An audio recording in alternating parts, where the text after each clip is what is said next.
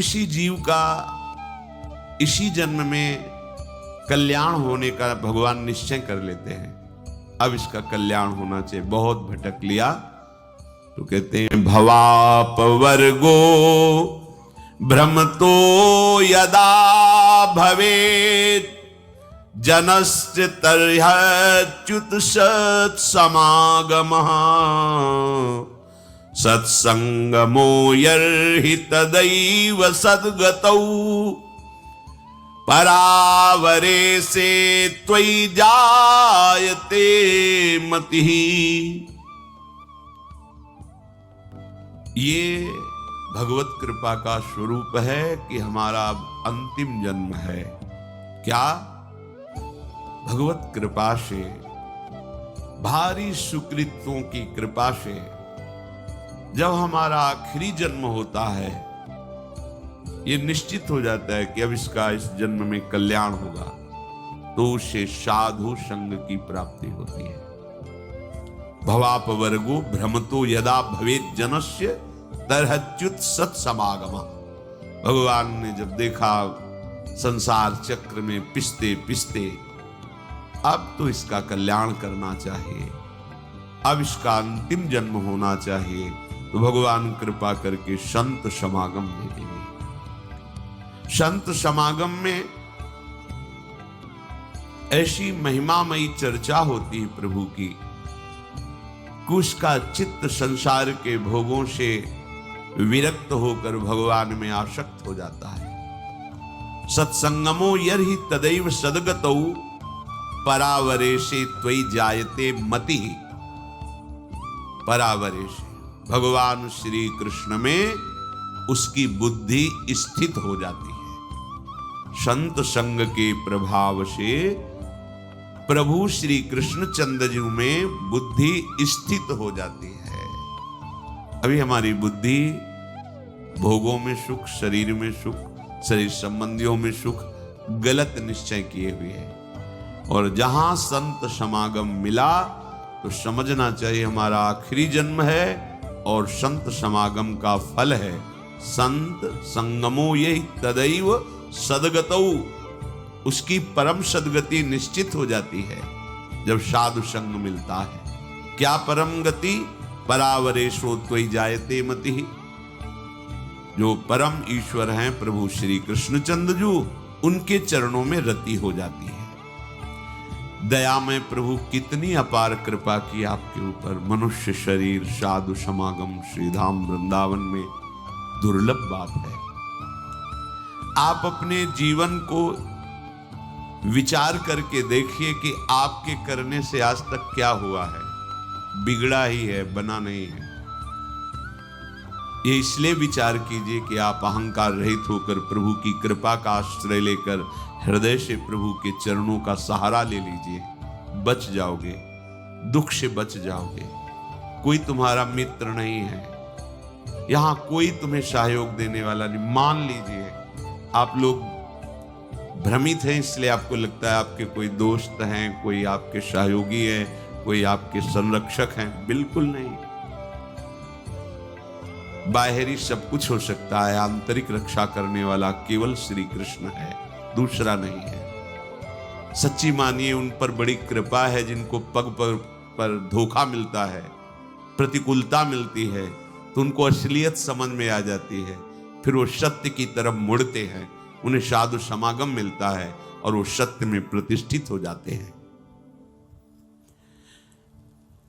आज से हमें समझना चाहिए कि भगवत कृपा पात्र हैं। अब हमारी दुर्गति नहीं हो सकती, क्योंकि प्रभु की कृपा किसी निमित्त को लेकर के नहीं हुई है, अहेतुकी कृपा है।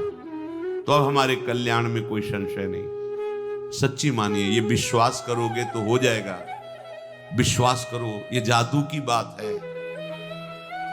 मेरा कहां कल्याण होगा, मैं तो गृहस्थ हूं, मैं विषयों में फंसा हूं, मैं दुर्गति पक्की है।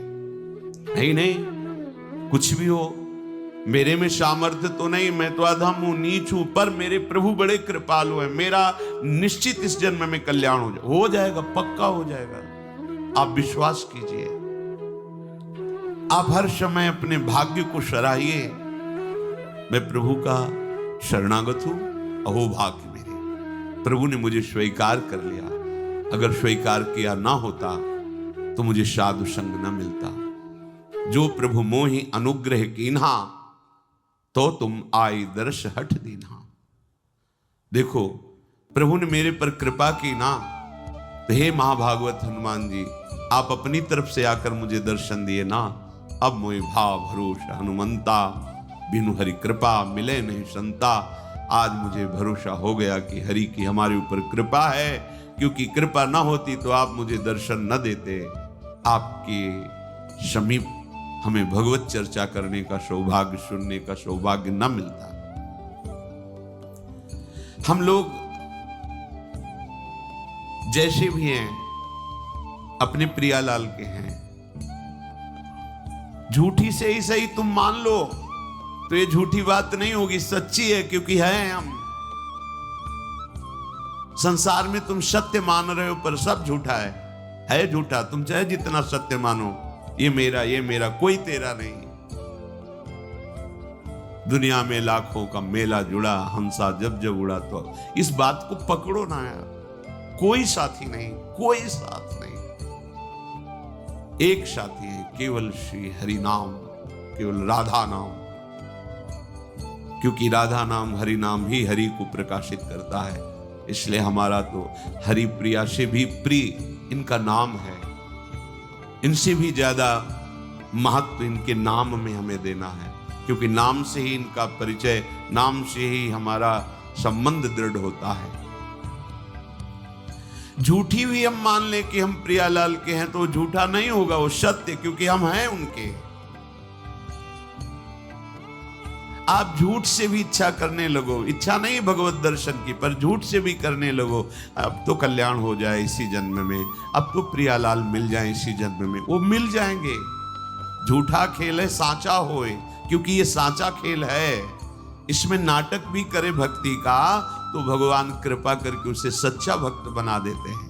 बस आश्रय ले ले भगवान का। झूठा भी रोए, झूठा भी गाए, झूठा भी भाव से लगे, सच्चा भाव नहीं है, पर प्रभु देखते हैं ना कि मेरे में लगना चाहता है, मेरा आश्रय लिए, तो उसे सत्य भाव से युक्त कर देते हैं, उसकी भावना सत्य कर देते हैं।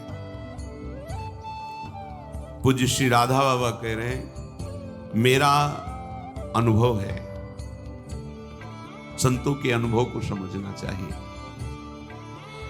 प्रभु से केवल एक ही प्रार्थना करो, यदि कि मुझे आपकी अखंड स्मृति प्राप्त हो, निरंतर भजन, आपसे प्रेम, तो प्रभु इस याचनाओं को कभी नहीं ठुकराते।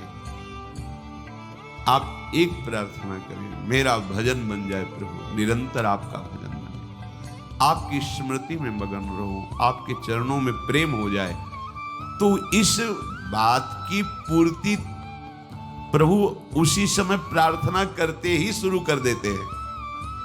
पर हम अज्ञानी इसलिए जान नहीं पाते। क्या? जब इस बात की पूर्ति में लगेंगे तो जहां जहां हमारी स्मृति, जहां जहां हमारा संबंध है, जहां जहां हमारा राग है, वो मिटाना शुरू करते हैं। तो फिर प्रश्न आ जाते हैं कि जब से भजन शुरू किया तब से विपत्तियां आ गई, लोग हमारे को प्रेम नहीं करते, वो नफरत की दृष्टि से देखते हैं, अमुक अमुक अमुक। ये वही तो हो रहा है जो आपने मांगा है। प्रभु से प्रेम करने के लिए हमें सर्वात्म वृत्ति चाहिए, और हमारी वृत्तियां फैली हैं तो हमारे राग का वो नाश करके उन वृत्तियों को अपने में लगा रहे हैं, और वो भजन छोड़ देता है, वो सतमार्ग छोड़ देता है। कि जब से शुरू किया तब से घाटा, लोगों का अपमान, परिवार में कोई प्यार नहीं करता, और एक दो अगर पधार गए तो फिर तो और पुष्ट हो गया कि बड़ा अनिष्ट मार्ग है, भगवत मार्ग नहीं चलना। देखो, जब भगवान से तुम प्रेम मांगोगे तो प्रेम तभी होता है जब अनन्यता आती है। तो आप अनन्य बन नहीं पा रहे, तो आपको अनन्य बनाएंगे। वो अन्य का अपहरण करके ही तो अनन्य बना जाता है, और जब अन्य का अपहरण होने लगा तो आप चिल्लाने लगे, ये क्या, ये क्या? तो मांगा क्या था? हे प्रभु, निरंतर भजन हो, आपसे प्रेम हो, वही तो कर रहे हैं। नहीं, ये नहीं चाहिए तो फिर मांगो संसार के भोग सामग्री, फिर ये बात नहीं आएगी। ये बात नहीं है। संसार के भोग जन्म जन्मांतरों में कभी फिर कृपा होगी, तब यही होगी, तब यही कृपा होगी। कोई तुम्हें पूछने वाला नहीं रहेगा। भक्ति के मार्ग में जब चला जाता है तो भगवान सहयोग करके ऐसी स्थिति देते हैं कि कोई प्यार नहीं करता, सच्ची में कोई प्यार नहीं। जब आपके अंदर विवेक होगा और झांक के देखोगे तो उसकी स्वार्थ और वासना झलकती नजर आएगी, जो आपको कह रहा है मैं आपको बहुत प्यार करता हूं। जब जांच करके देखो तो उसका अपना सुख, उसका अपना स्वार्थ नजर आता है, प्यार नजर नहीं आता।